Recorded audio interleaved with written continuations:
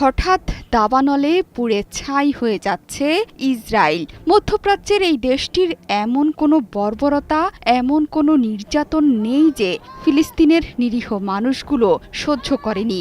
Israel বর্বরতার সব সীমা ছাড়িয়ে গেছে, তবুও গাজার মানুষকে পাখির মতো মারছে নেতানিয়াহু। তবে গাজায় হত্যাযজ্ঞের বিচার পৃথিবীতেই ভোগ করবে ইসরায়েল, এই ধ্বংসের কথা বর্ণিত আছে কোরআন হাদিসেও।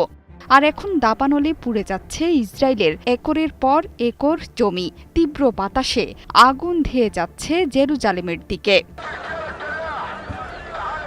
গাজার মজলুমদের এই জনপদে প্রতিদিনই অবিরাম বোমাবর্ষণে ক্ষতবিক্ষত হচ্ছে অসহায় মানুষগুলো। সম্ভবত তার প্রতিশোধ ভয়ানক এক দাবানলের মাধ্যমে নিচ্ছে প্রকৃতি। ফিলিস্তিনে ইসরায়েলের বর্তমান কার্যকলাপের জন্য ভয়ঙ্কর শাস্তির কথা কোরআন হাদিসেও বর্ণিত আছে। পবিত্র কোরআনে আল্লাহ যুগে যুগে বনি ইসরায়েলের পাপ, নবীদের হত্যা এবং পৃথিবীতে ফিতনা ফাসাদের জন্য তাদের কঠোর শাস্তির কথা বলে রেখেছেন। বনি ইসরায়েল বারবার অপমানিত, লাঞ্ছিত এবং ধ্বংস হয়েছে। কিয়ামত পর্যন্ত তাদের এই পরিণতি চলতে থাকবে, আর আল্লাহর পক্ষ থেকে ইসরায়েলের জন্য শাস্তির সময়টি আসবে বলেও উল্লেখ আছে পবিত্র কোরআন হাদিসে। শেষ জমানায় আগুন সম্পর্কে রাসূলুল্লাহ সাল্লাল্লাহু আলাইহি ওয়াসাল্লাম বলেছেন, কিয়ামত সংগঠিত হওয়ার আগে প্রথম আলামত হলো পূর্ব দিক থেকে পশ্চিম দিকে মানুষকে একত্রকারী আগুন। শুধু তাই নয়, রাসূলুল্লাহ সাল্লাল্লাহু আলাইহি ওয়াসাল্লাম বলেছেন, কিয়ামত কায়েম হবে না যতক্ষণ পর্যন্ত হিজাজের জমিন থেকে এমন আগুন বের হবে না যা বসরার উটগুলোর গর্দান আলোকিত করে দেবে। কিয়ামতের শেষ নিদর্শনও আগুন। পবিত্র কোরআনে মহান আল্লাহ বলেছেন, তিনি বনি ইসরায়েলকে কিতাবে পরিষ্কারভাবে বলে দিয়েছেন যে তারা পৃথিবীর বুকে দুবার অনর্থ সৃষ্টি করবে এবং খুব বড় ধরনের অবাধ্যতায় লিপ্ত হবে।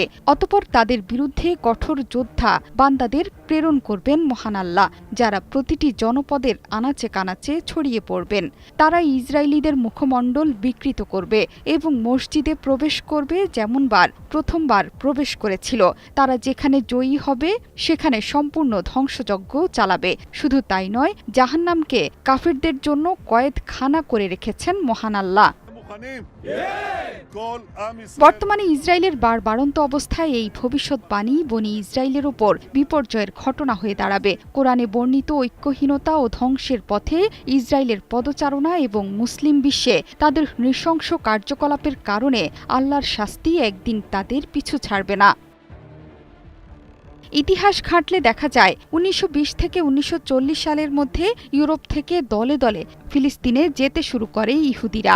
ইউরোপে ইহুদি নিপীড়ন এবং দ্বিতীয় বিশ্বযুদ্ধে ভয়ঙ্কর ইহুদি নিধনযজ্ঞের পর সেখান থেকে পালিয়ে তারা নতুন এক মাতৃভূমির স্বপ্ন দেখছিল। আর সেই স্বপ্ন ফিলিস্তিনের ভূখণ্ড দখলের মধ্য দিয়ে বাস্তবে রূপ দেয় তারা। এতেই ক্ষান্ত হয়নি ইসরায়েল। নিজেদের আগ্রাসন টিকিয়ে রাখতে দীর্ঘ ৭৫ বছর ধরে নিরীহ ফিলিস্তিনিদের উপর চালিয়ে যাচ্ছে নির্যাতন। ইহুদি রাষ্ট্র গড়তে একের পর এক প্রাণ কেড়ে নিচ্ছে নিরীহ ফিলিস্তিনিদের। তবে রাসূল সাল্লাল্লাহু আলাইহি ওয়াসাল্লামের ভবিষ্যৎবাণী হচ্ছে, কিয়ামতের আগে অবশ্যই এই ইহুদি জাতি মুসলিমদের হাতে পরাজিত হবে। বর্তমানে ইসরায়েলের পাশাপাশি চলছে আমেরিকার নিউ জার্সিও। জোহরা চৌধুরী সেতু, ৭১।